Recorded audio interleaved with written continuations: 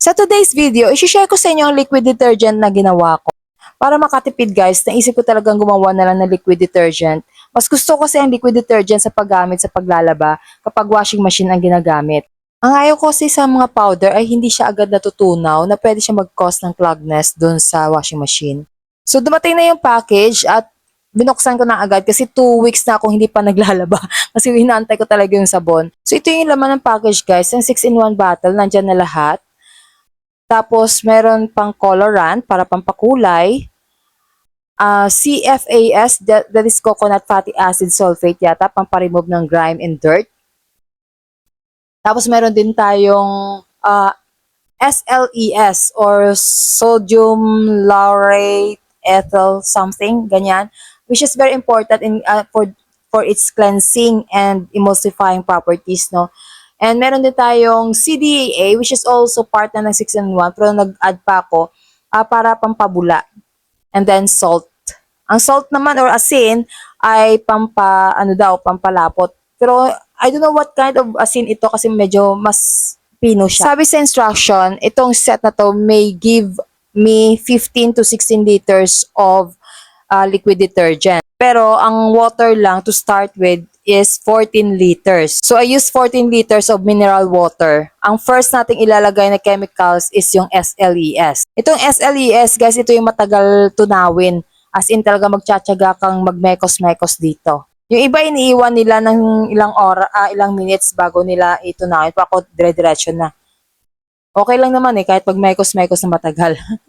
Okay, pag natunaw na talaga lahat kahit yung sa ilalim, kailangan check nyo yan na kailangan tunaw na tunaw. Nung sigurado ko ng tunaw na, sinunod ko naman yung 6-in-1 bottle as per instruction.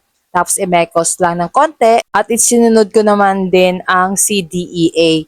Itong CDEA na to is pampadagdag bula, foam booster siya. Yan actually ang laman ng green na package na yon. Naka-plastic pa na separate. Ayan. So, after that, sinunod ko naman yung CFAS or coconut fatty acid sulfate. Okay, dapat tunaw na tunaw din yan. After nyan, isunod na natin yung colorant. Ito yung pampakulay ng ating formula or ng ating liquid detergent. So, ang napili kong kulay kasi is passion pink. Kaya, yan ang kulay pula. Parang dugo. So, dito habang naghahalo, sinabihan pa akong witch ng asawa ko. Sabi niya, tumawa daw ako habang may mekos-mekos. Okay, anyway, ang last ingredient na ilalagay natin is yung salt. Itong salt naman nakakatulong siya para hindi maging malabnaw ang formula or yung solution. Nagiging malapot kasi yung ating liquid detergent. So, yan yung last ingredient na ilalagay natin. So, pag okay na sa'yo ang lapot, pwede mo na siyang tigilan sa pagme-mekos-mekos. Madali lang siya talagang gawin. Ang matagalan talagang ihalo is yung SLES kasi namumuo yan sa ilalim. So, kailangan mo talagang tunawin. Kapag nahalo na ang lahat, tapos lumapot na sa dulo after ng salt, no, kailangan nating iwanan siya ng 24 hours. After 24 hours, mawawala na yung mga bula sa taas. And we will leave this for 24 hours. Tapos saka natin ilalagay sa mga container.